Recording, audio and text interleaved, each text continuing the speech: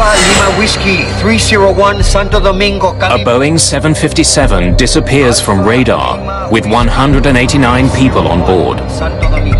The plane's wreckage is soon found at sea. There are no survivors to say what happened. This accident was the first major loss of a Boeing 757 aircraft. Investigators find no clues in the wreckage. Only the plane's black box can tell them what happened. The tape raises a perplexing question. 301 Santo Domingo, come in please. My airspeed indicator is not working. What's happening? How had the failure of one single instrument caused the crash of one of the world's most sophisticated jetliners?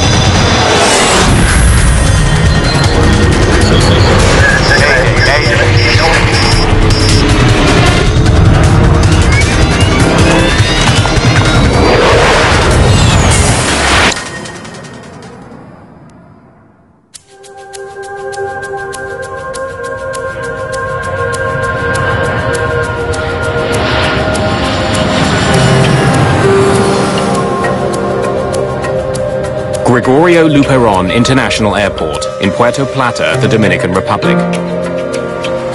February the 6th, 1996. The small Caribbean island is a popular winter getaway. A group of German tourists has been delayed. There are mechanical problems with the jet that was supposed to take them back to Frankfurt. The airline has arranged to lease another plane for the flight. The replacement jet is owned by Turkish charter company Bergen Air. They have a 757 that's been sitting on the tarmac for almost 3 weeks. But it takes several hours to get the plane ready to go and to get the Turkish crew aboard. By 10:15 p.m., the plane and most of its crew are at the gate.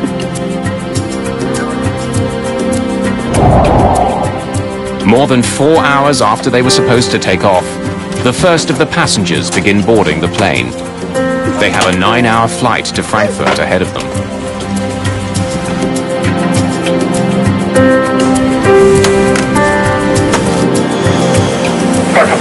Alpha Lima Whiskey 301. Shortly after 11:30, Bergen Air Flight 301 is given permission to leave the gate.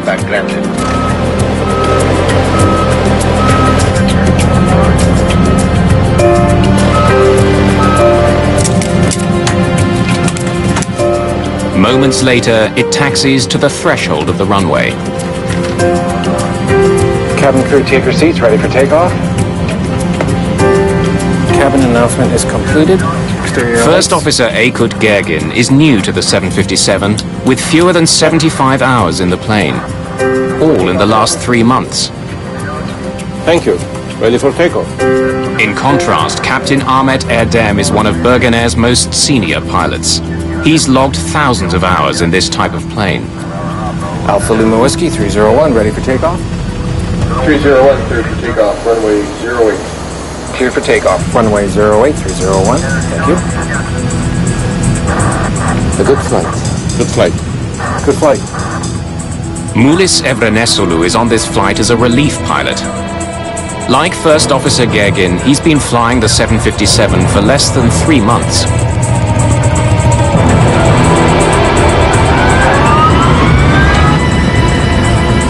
As the plane accelerates to takeoff speed, a light rain begins to fall. Power set. Okay, check. First Officer Aykut Gergin watches his airspeed indicator for a routine instrument check. As the airplane's accelerating to takeoff speed, the first officer calls 80 knots. 80 knots. Check. The captain, in theory, should verify that his airspeed indicator also reads 80 knots. My airspeed indicator is not working. The captain's airspeed should read the same as his first officer's. 120. But the readings do not match. Is yours working? Yes, sir. Tell me. Erdem wants his first officer to tell him when the plane hits takeoff speed. V1. At 150 knots, the plane hits V1, the point of no return. Rotate. The captain must pull back on his column and get the plane in the air. Positive climb, gear up. Positive climb. Gear is up.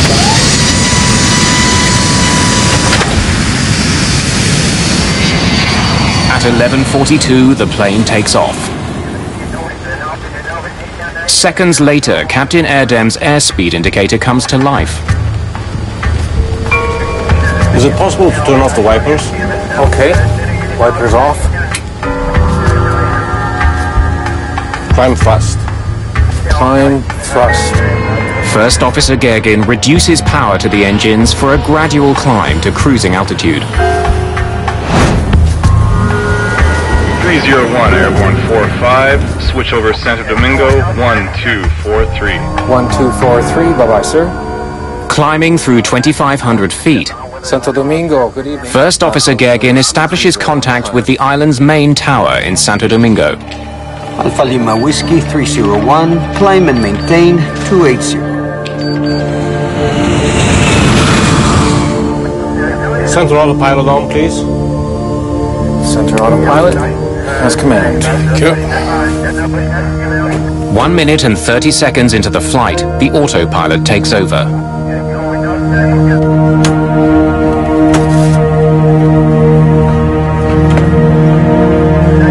Onboard computers now make all the calculations and adjustments necessary to keep the plane climbing safely.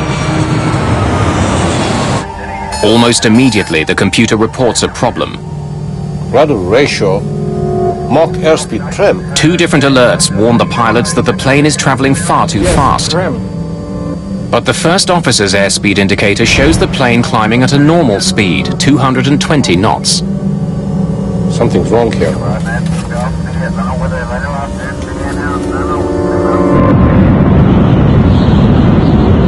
Unaware that there are any problems, the controller directs Bergen Air Flight 301 to continue climbing. Alpha Lima Whiskey 301, report Pokek. Okay, 280, I'll call you over Pokek. 301. Okay, there's something crazy. Do you see it? In the cockpit, the situation gets more confusing.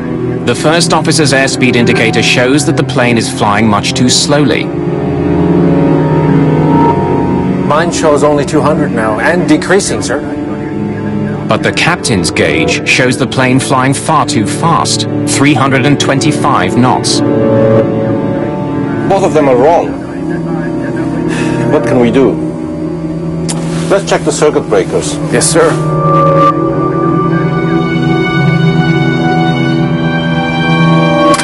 As the first warning is eliminated, a more persistent warning replaces it.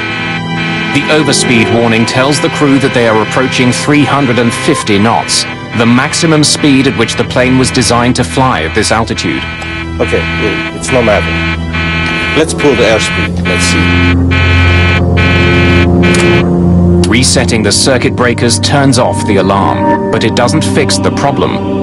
Captain Erdem's airspeed indicator still shows he's flying much too fast. Now it's 350, yes? Confused by the conflicting information, Captain Erdem decides to do what the plane wants. He slows down. Take that like this. With terrifying results. The 757 is sending out warnings that are confusing the crew. Bewildered, the crew struggles to solve the problem. The lives of 189 people depend on them getting the answer right. Shortly after taking off from the Dominican Republic, Bergen Air Flight 301 is in trouble. The cockpit is filled with an ominous sound, the stick shaker alert. The stick shaker warning is a warning of imminent stall. It means that the airplane is about to attain a speed so low that it cannot sustain flight. The alert is so serious that it actually shakes the pilot's control columns. Combined with a loud rattling, it's impossible to ignore. To add to the crew's confusion, the plane begins to vibrate and dip wildly.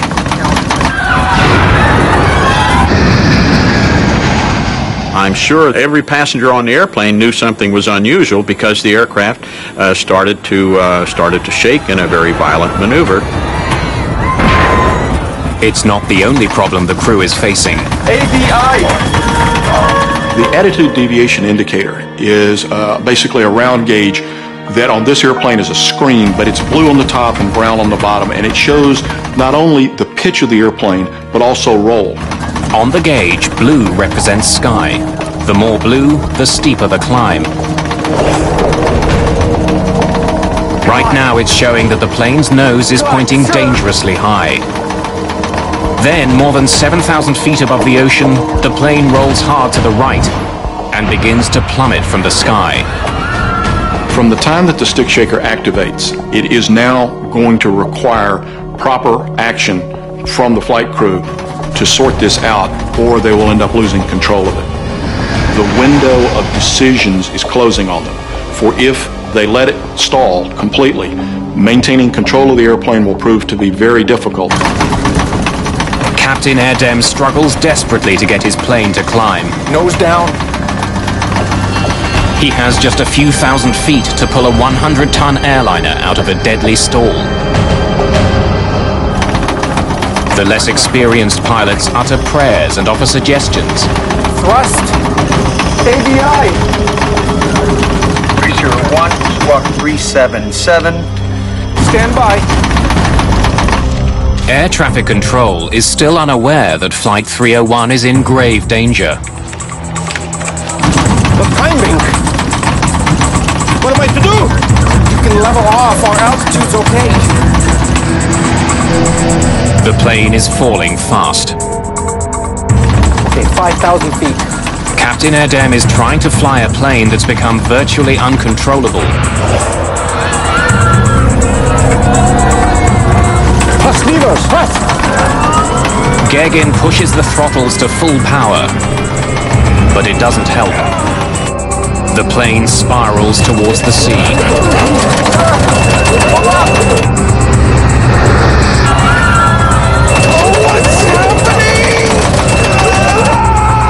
Alpha Lima Whiskey 301, Santo Domingo, come in please.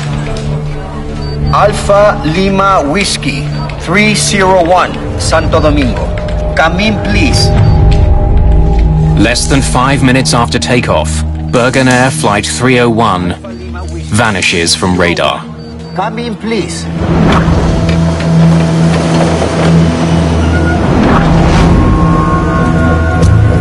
The Dominican Navy begins searching for the missing plane and its passengers. En route, I was always thinking of what I would find. I thought I would find people screaming, people yelling, asking for help. They discover something very different. The strong smell of jet fuel hangs over the water. Pieces of wreckage float on the waves. I thought to myself, there was no one alive here. We didn't see any survivors, and we didn't see bodies. I really thought the plane had disintegrated on impact. Within hours, more than just wreckage begins floating to the surface.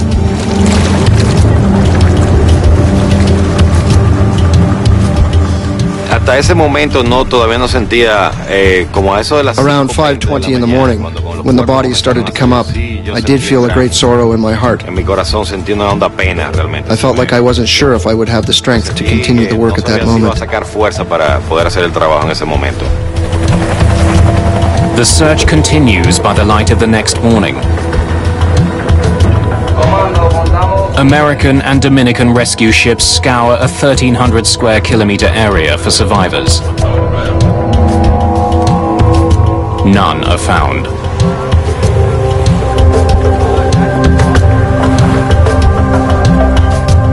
Now it's up to the Dominican Republic's Aircraft Accident Investigation Bureau to find out what caused this accident.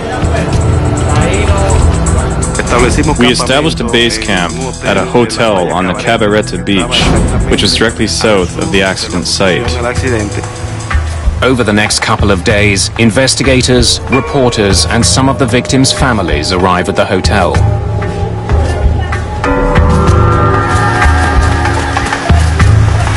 Nearby, evidence of the disaster reaches the Dominican shores. Wreckage and passengers' possessions are washing up on the beach. Even the smallest piece could be a valuable clue as to what caused the crash.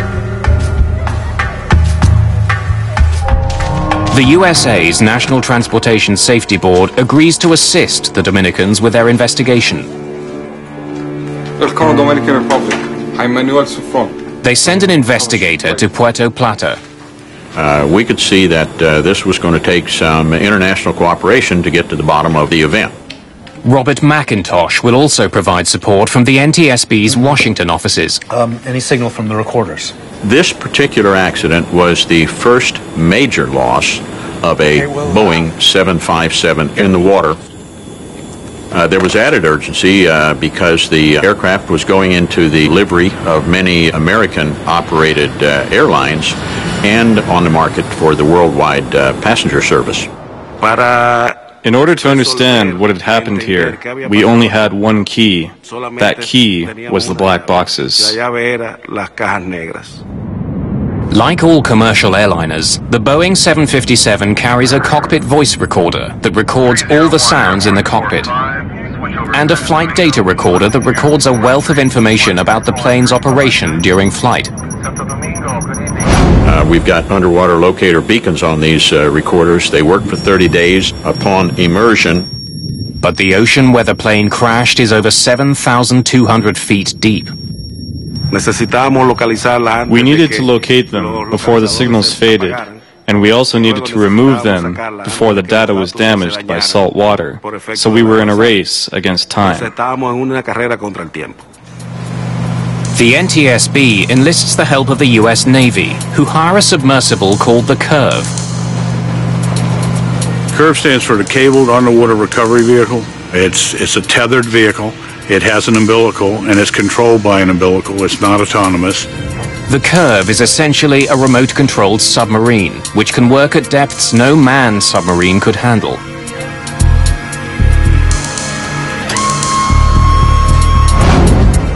While the Curve travels from the United States, Major Souffrant starts to examine the evidence he has. Radar on the ground tracked the plane as it climbed into the night sky. I have the radar. The history of the flight is recorded here. So basically, investigators study the radar records, along with the conversation between the ground controllers and the crew. I have the recording from the control tower. Santo Domingo, good evening. Alpha Lima Whiskey 301, climbing with you. Alpha Lima Whiskey 301, climb and maintain 280. Okay, 280. The exchange between the controller and Flight 301 is normal. The investigators detect no signs of trouble. Last communication between them was only disrupted with a standby. 301, squawk 377. Stand by.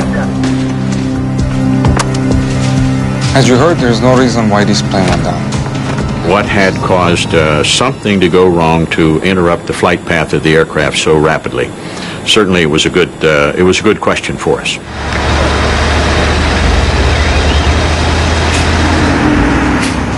Any debris that's found is taken to a Dominican military base to be examined.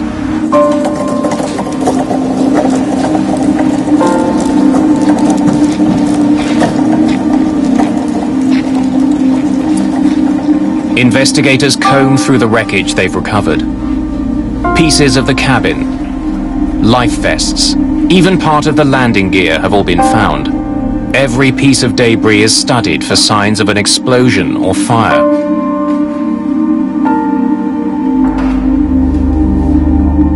Investigators also check if any of the life vests are inflated. That would suggest passengers had some warning before the plane plowed into the sea. Cords on some of the life vests are hanging loose, but investigators conclude that could be the result of the plane's violent impact. The crash was so powerful, it has compressed coffee cans into flat pieces of tin.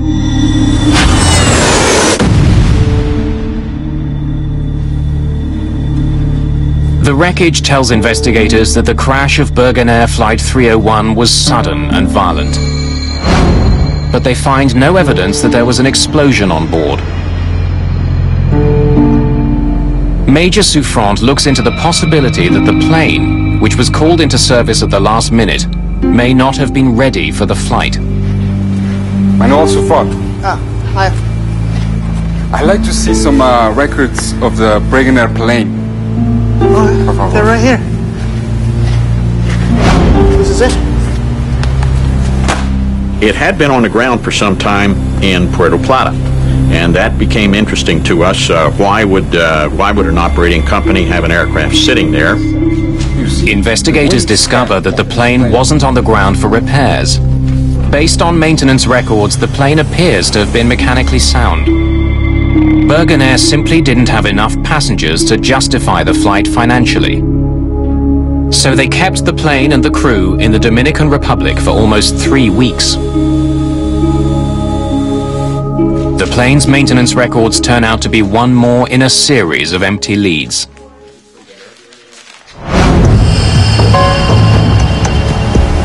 The Curve arrives in Puerto Plata harbor.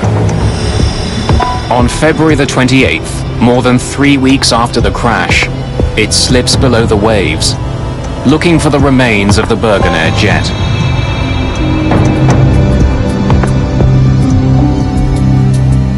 It takes the robotic submarine 2 hours just to descend the 7,200 feet to the ocean floor.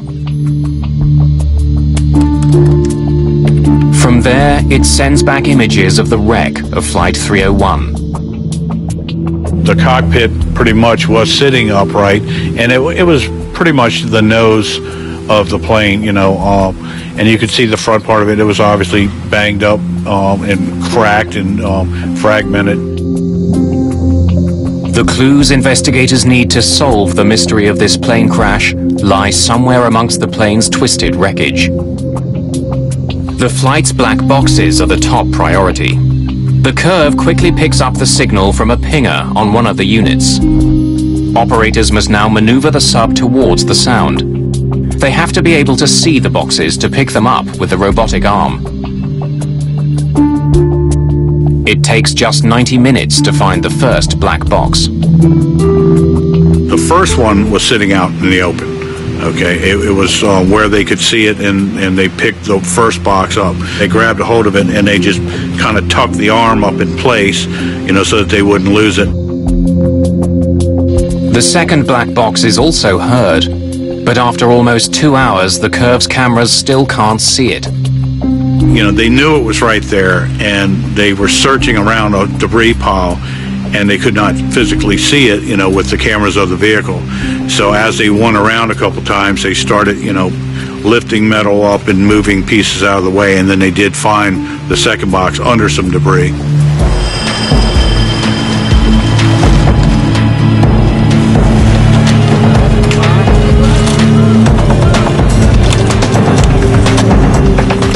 Flight 301's flight data recorder and cockpit voice recorder are brought to the surface and loaded onto a waiting jet.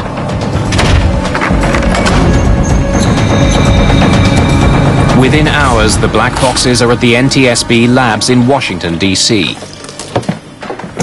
Technicians prepare to extract the precious data from the boxes. Investigators hope it will tell them what happened aboard Bergen Air Flight 301. They'll soon uncover a stunning miscommunication between a seasoned pilot and his plane.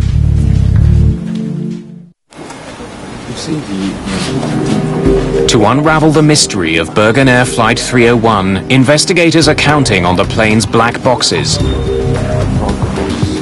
That flight data recorder was our key. So the technicians got busy and gave us plots, visual plots of what was going on with engines and airspeeds and so on, to allow us to try and understand why that aircraft slowed down and then simply departed controlled flight and entered the ocean. But check out the timeline, 44. Investigators immediately notice something unusual about the flight. 15 degrees pitch, nose up, Seems high. It's almost the maximum. And then it stays that way. The plane began climbing normally.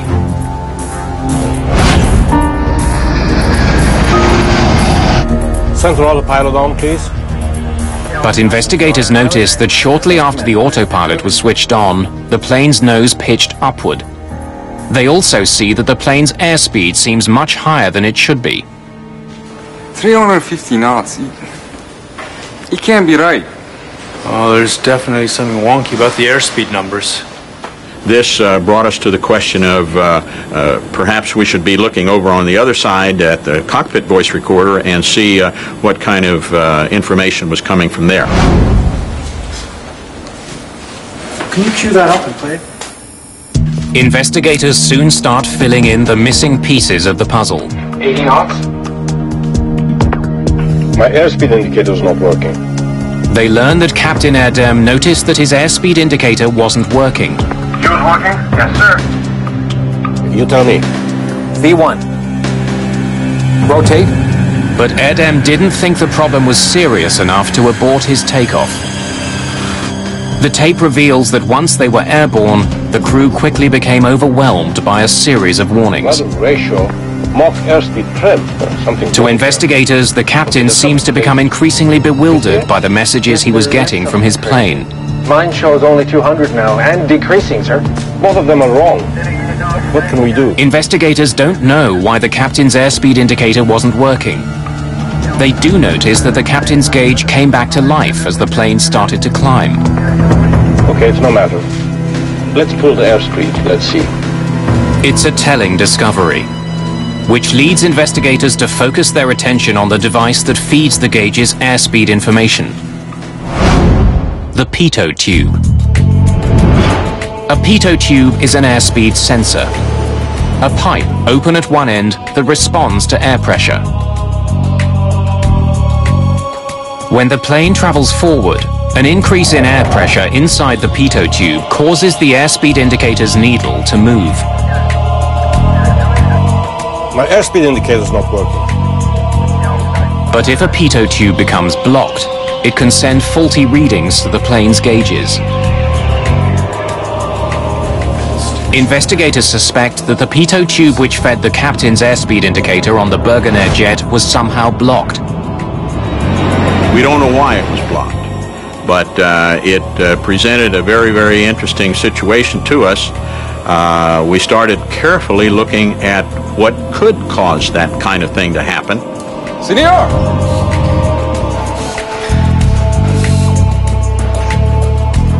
Major Souffrant has a theory.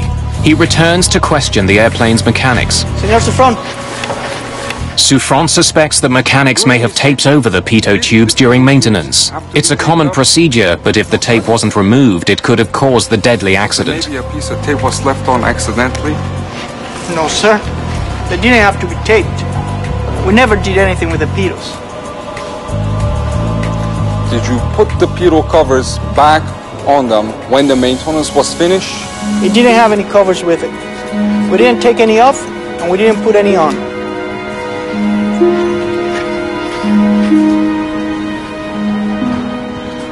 And that's when we discovered that the pitos had not been covered for the 25 days that the aircraft remained parked at the international airport in Puerto Plata. A pitot cover slips over the end of the tube. Regulations state that these covers must be installed anytime a plane will be on the ground for an extended period of time. A prominent flag is meant to remind pilots and technicians to remove them again before takeoff. Investigators find that the Bergen Air pitot tubes were never covered, and somehow the uncovered pitos had become blocked. Recovering the tube from the ocean floor is the only way for investigators to answer a pressing question. What blocked the pitot tubes? Nobody knows for sure. The evidence is 7,000 feet down in the Atlantic Ocean. But even if the pitot tubes were blocked, how could it have caused the crash of a modern jet and the death of 189 people? It's It's not like your car where you have only one speedometer. In this kind of an aircraft, you have a total of 3 airspeed indicators, and there's a flight data computer which is computing the velocity in relation to the ground. The big question for investigators is how could one faulty airspeed source result in a crash? He realized it at a time when he could have aborted, he could have turned back, but he chose to continue. Right now, investigators analyze the captain's every move and find that he allowed a small error to escalate and ultimately overwhelm him. Rotate. Positive climb. Gear up. Moments after liftoff, Captain Erdem's airspeed indicator appears to be working. and then that means it's at odds. But investigators suspect the gauge is responding to changes in altitude. Climb, thrust. As the plane climbs through the thinning atmosphere, the air trapped inside the tube expands, causing a buildup of pressure. Inside the cockpit, this causes the airspeed indicator needle to deflect. Even though altitude is causing the increase in pressure, the sensors mistakenly read it as an increase in airspeed. So at this point, the takeoff is standard, nothing. Captain Erdem may have had 5 separate sources of airspeed to rely on, but investigators noticed that when the trouble started, he wasn't flying the plane. Center autopilot on, please. Center autopilot has command. Thank you. The autopilot was. And unless the crew reconfigures it, the autopilot gets its airspeed information from only one source. The data shows that the trouble on Bergen Air Flight 301 began when the autopilot took over. Right after the autopilot is engaged, the plane's nose begins to rise. Investigators suspect that the crew didn't realize that the blocked pitot tube was feeding the autopilot faulty information. The computer registered that the plane was traveling too fast and raised the nose to slow it down. The autopilot's a pretty smart guy. He already knows he's got all the power that he's going to get for the climb. The only thing for the autopilot to do is raise the nose. And it raised the nose of the airplane to its limits of authority. But the autopilot was reacting to faulty information. Moments later, it sent out 2 different warnings. Rudder ratio, Mach airspeed trim. That the plane was traveling too fast to be controlled safely. And the airplane begins picking up warnings, rudder ratio, a variety of things that the airplane is sensing problems. Okay, there's something crazy here. Do you see it? Yes, there is something crazy. Mine shows only 200 now, and decreasing, sir. Both of them are wrong. Investigators realized that Captain Erdem wrongly concluded that both airspeed indicators were malfunctioning. In fact, his first officer's gauge was always correct. The plane was traveling much too slowly. What can we do? Captain Erdem no longer knows which instruments to trust.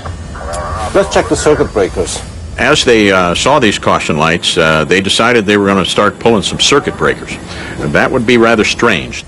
Resetting the circuit breakers turns off the alarm. But that needle continued to climb around the clock face until it activated the overspeed warning. The autopilot system sent yet another warning that the plane was traveling too fast.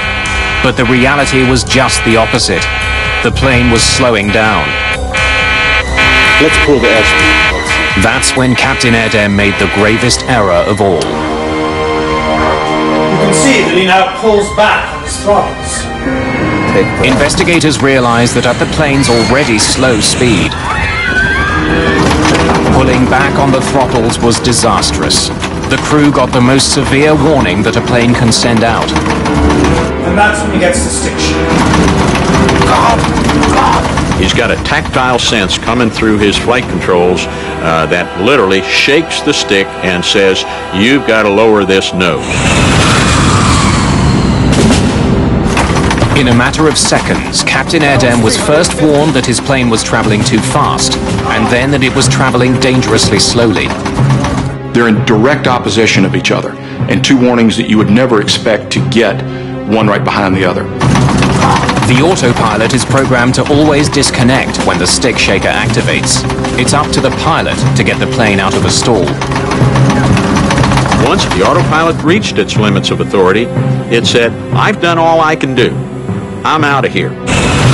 When the autopilot disengaged, Captain Erdem suddenly found himself in control of the plane at the moment of his greatest confusion.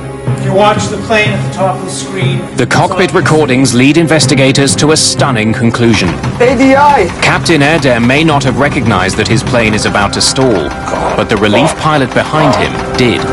ADI! This additional pilot intervened to say, "ADI, ADI." In other words, look at that ADI and put yourself where you would normally see the nose of the aircraft. 5 degrees nose high, 10 degrees. The relief pilot wanted Captain Erdem to recognize that the plane's nose was pitched dangerously skyward. Investigators can hear First Officer Gergin trying to convey the same message. Nose down. What the 757 desperately needed was airflow over the wings to generate lift. The only way to get that was to point the nose down and dive. What puzzles investigators is that the first officer had a control column identical to the captain's.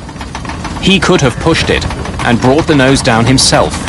He may have been able to save the plane. But he didn't. Instead, he and the other Turkish crew member continued offering suggestions to their more experienced but overwhelmed captain. But climbing, what am I to do? You can level off, our altitude's okay. The recording shows that Captain Erdem ignored valuable advice that could have saved the plane. And in the Bergen Air case, there's a case of a relatively junior first officer looking at one of the most senior captains on the airline. It is not culturally appropriate for him to say, "I'm going to take the airplane away from you." Instead, he tries to assist the captain, to lead the captain, but leave the captain in command. Other cultures, other training, other airlines may very well have required the first officer to physically take control of the airplane. I think the social atmosphere in the cockpit will prevail to revere age and experience to the point where it can kill somebody. And in this case, it looks like it did. The flight data recorder reveals that instead of pushing the nose down, Captain Erdem tried to get more speed from his engines. At this point, the crew goes to full power. Thrust levers, thrust! At the angle the plane was falling, the engines couldn't get enough air. Applying full power was more than they could handle. The left engine quit first. With the right side at full throttle, the airliner swings around as though its left wing were caught on a branch.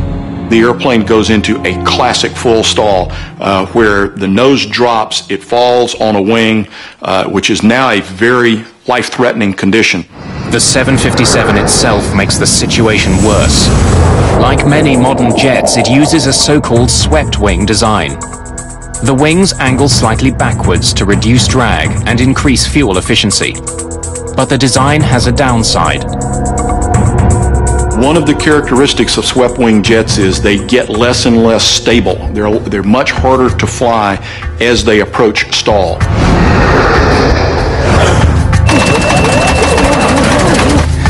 Sir, pull up! What's happening? What's happening?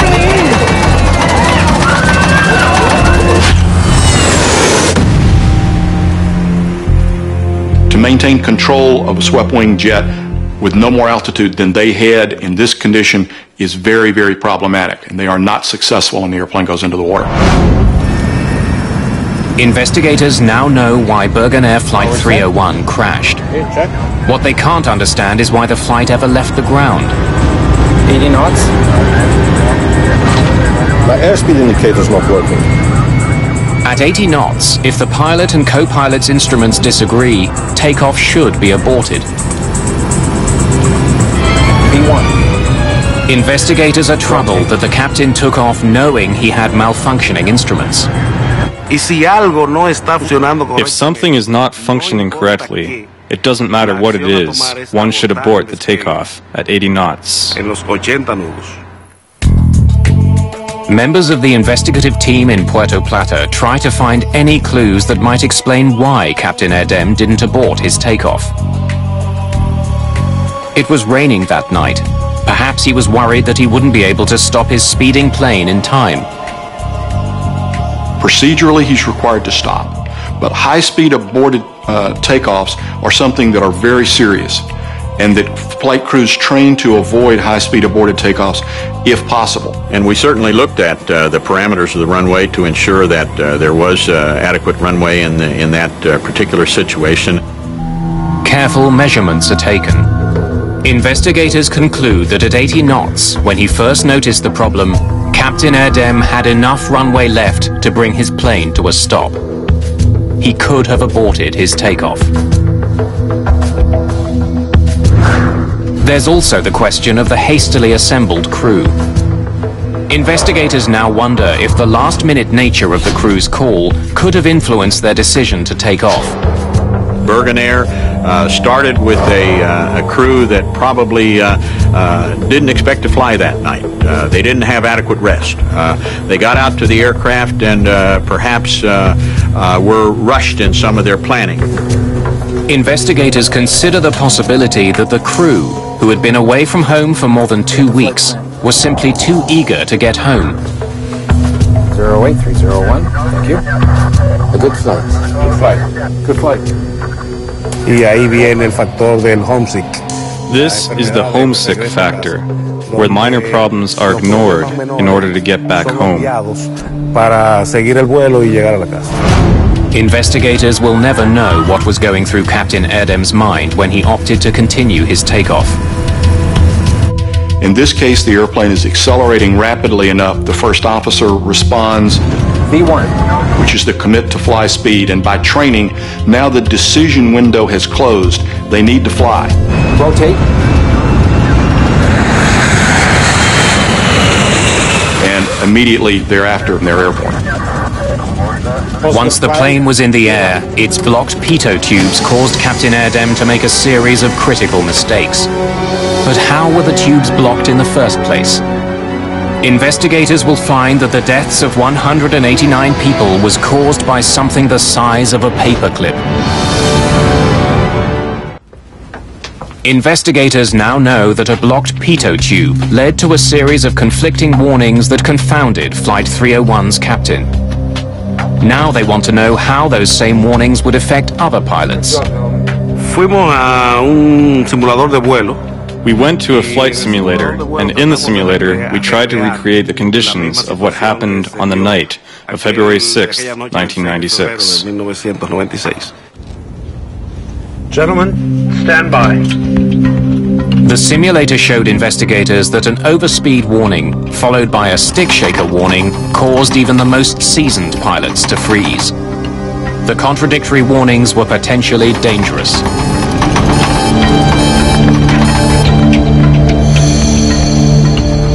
When the stick shaker activated, it was very unnerving. It's really overwhelming. That would tell me that Mach airspeed warning horn combined with a stick shaker was a tremendously mind-boggling experience to a line pilot. As a result, the FAA issues a directive that simulator training for all airline pilots must include a blocked pitot tube scenario. The flight crew within Bergen Air was faced with a large number of warnings that kept coming, and each warning added complexity to the environment. There's a lot of warning lights going off. This captain is in a condition that is deteriorating now very rapidly. So there is a dramatically increased demand on the captain to fly the airplane. The FAA asks Boeing to change some of those warnings. Those changes include the addition of a new warning, which tells both pilots that their instruments disagree, and the ability for pilots to more easily silence troublesome alarms. Finally, Boeing modifies its planes so that pilots can easily choose which pitot tube the autopilot is using for airspeed readings.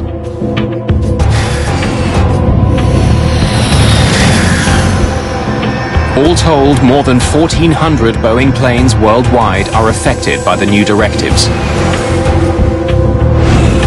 One final question remains. What had blocked the plane's pitot tubes?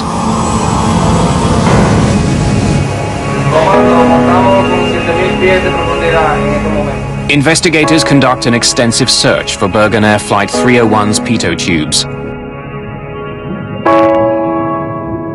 they are never found. But at Puerto Plata's airport, they don't have to look far to find the likeliest suspect. It's not ice, and it's not dirt. We know that the area around Puerto Plata has a lot of bees and wasps and animals and birds and insects that like to build nests. One of the insects is well known to pilots flying out of the Dominican Republic. It's called the mud dauber wasp.